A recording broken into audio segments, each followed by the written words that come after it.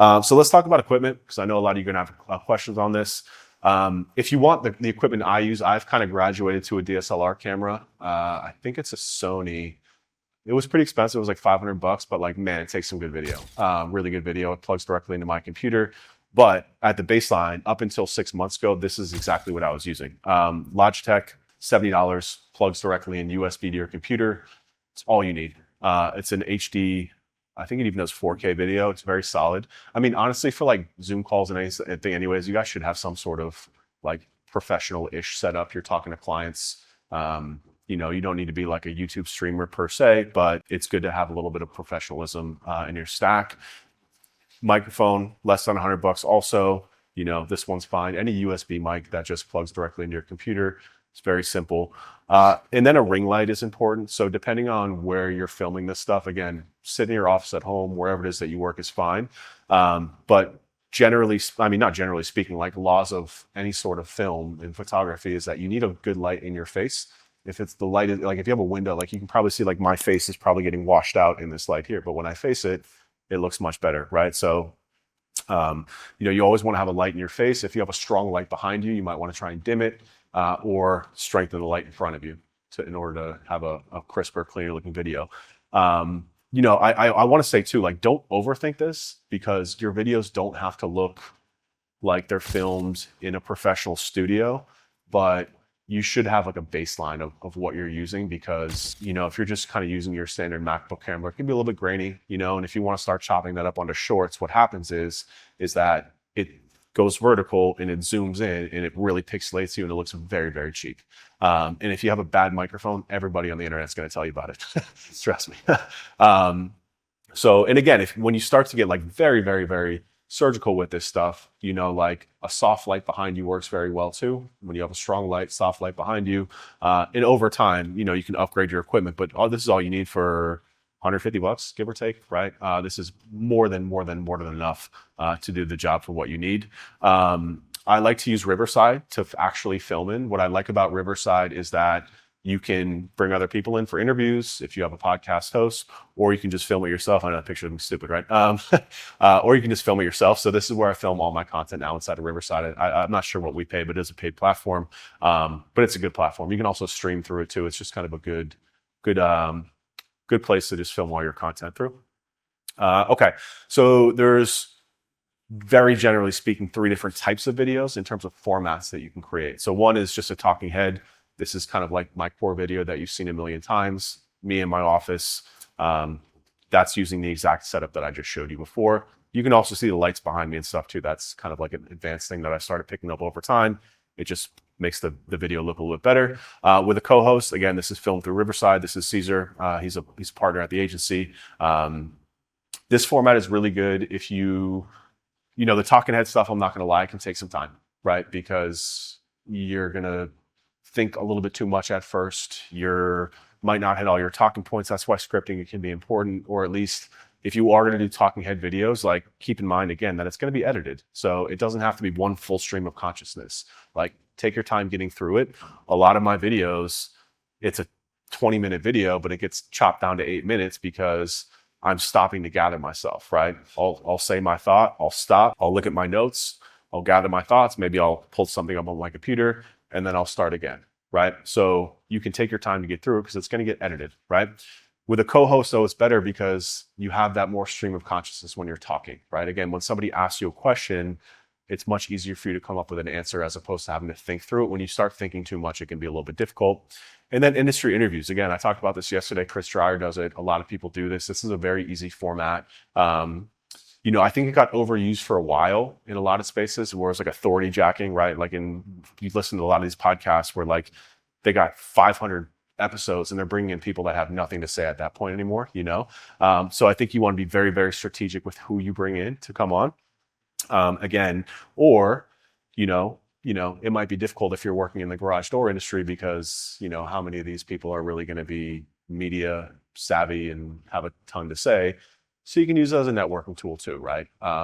It just, again, it's also just more content, more fodder, you know, more relevancy that you're going to build into your business. So these are 3 formats that I use all the time.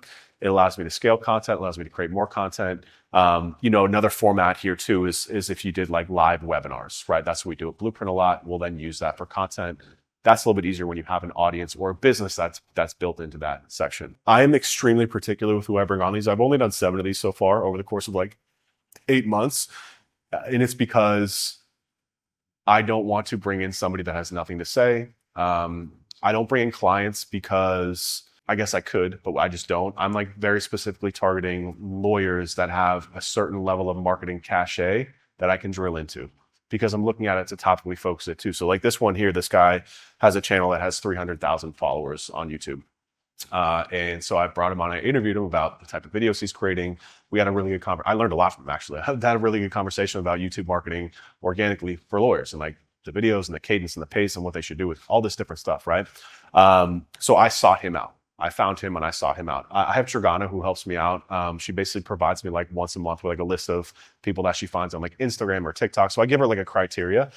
She'll look at like other people's podcasts to see like people that have interviewed there. But like, again, I see a lot of these industry podcasts and I'm like, I wouldn't listen to this if you paid me, because like, they're just, at this point, they're just yapping just to yap, So like, I'm very, very, me personally, I'm very strategic with who I bring on, because I want that to bring some sort of value to the table, even if only 10 people listen to it. But then I'm also getting the SEO value, also the relationship value. Like I want to build relationships with people like that, So again, people with big followings on Instagram that are like posting legal content, people that I see have been speaking on stages that are talking about like their law firm's growth.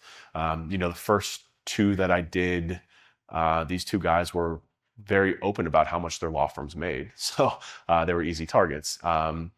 First 3 guys, actually, they all did over like 8 million a year in revenue. So I just brought them on and talked to them. It's all about acquisition strategy too, So like I'm focusing these conversations also around what they're doing for marketing. So it's like them also supporting my own thesis about like LSAs and Google Maps. That came unintentionally, which is great. And I have a lot of clips now of like a lot of these lawyers being like, yeah, like Google Maps Pack crushes it for us. We have 14 locations and it drives like 80% of our leads. I would literally stop. I was like, hey, editor, clip that for me. And I actually ran it as an ad one time. Remember that, Jan? And like there was another guy who was his agency who got super mad and was like DM bombing me. And I was like, yeah, it was nasty, man. But I was like, dude, he said it himself and he didn't mention it. Like, what do you want me to do, but we kept running anyways, because, whatever. So I'm very thoughtful with who I bring on, because I'm also protective over my time. I don't want to get on like an hour-long conversation with someone where I'm just like, oh God, get me off of this thing, So like I use them very selfishly to learn from them. I learn them to like network with them, to tap into their network. Because one thing is for sure, people have egos, and like if you stroke someone's ego, if you're like, man, you're so interesting, do you want to come on and like talk to my audience? They're like, oh my God, of course I do, So it's a very symbiotic relationship. Plus they're getting a really good link from our website. We have like a DA70 website too, So kind of like, we don't have just to be honest, like we don't have a huge success rate reaching out to these people. It's like 50% success rate. But I have a very targeted list of these people that I'm trying to bring on, and I'm usually kind of grabbing them from places I've seen before. So all this stuff kind of snowballs, right? Again, like I said, just like when understanding content, pay attention. You're going to see people, you're going to see opportunities. Make sure you're paying attention to these opportunities, because again, especially when you get to some niches, like legals is I'm kind of lucky in legal, because like there's big legal conference. There's a lot of interest from other lawyers in. Just like here, there's a lot of interest in agency growth and agency business from other agency people, right? Same thing in legal, but that's not the case in every industry, But like med spas, there are, I know, like, there's anytime you see like a conference happening, like, there's a lot of interest and engagement around that topic. So there's definitely opportunities to interview people. If they're speaking on stages in front of a lot of people, there's an opportunity to give them a virtual stage as well. So let's quickly go into the last few slides here before we break on content editing. So this is just notes that you can provide. We already talked about this. Hire an editor. Don't try and do it yourself. It's going to burn out your time. We pay around $200 per long, 40 per short. So on long video editing, number one, make sure they clean up the video, right? You're going to have or long pauses. These are things that you need to tell this video editor ahead of time. We use offshore people, English isn't their first language. It takes time to train them. It takes time to coach them up, be patient with them. It's going to usually takes 90 days to really get somebody trained up. But the cost arbitrage of trying to use somebody in the US is worth it over time, because I've got quoted from US people for like $2,000 for my YouTube videos. I'm like, you are literally insane. Not happening.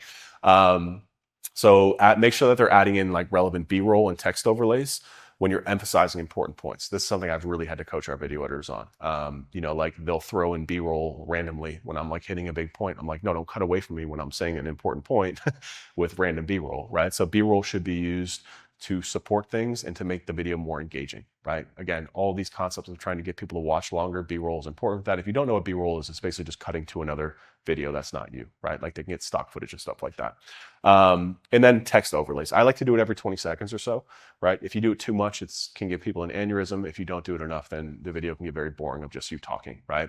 But also when you're filming your videos too, this is why it's good to have like a screen share too. So you're filming a talking head video, you've also got a screen share that you can then use as kind of B-roll and cut-ups in there as well, right? Short videos, context is key. I touched on this yesterday. You'll need to work with them a lot on shorts. They don't come as easy as you think to help them understand like what parts to clip in the context of the video that you want to get to, right? Because a lot of the times with shorts, you give them a 20-minute video and they'll try and summarize a 20-minute video and do a 60-second clip. And it's just, it's drinking from a fire hose. It's too much information. It's out of context. So again, as you get much more strategic, I've actually heard Gary Vee talk about this, where he like literally uses conferences now. I've seen him do it. It's funny. He'll like look into a camera and like deliver like a 30-second thing that I know he's going to use as like a short clip, right? So like he's very strategic with how he plans his content and his talks now, so they can grab those shorts from his talk, right? Again, that's very advanced stuff, pie in the sky stuff, but as you get better with this stuff, you start thinking about how you can pull shorts out of this and you can structure information. So we go back to that PPC landing page one, right? That's a good example where it's like each one of those is bulleted into 6 different points. Instead of just having them rapid fire through those 6 different things, you can strategically pull out one of those points and make it make sense in a short. So short videos should be focused more on clickbait and engagement baiting than keywords. Yeah. Hey, Ryan here. Hope you liked that video. If you want more, check out these 2 videos right here on the screen.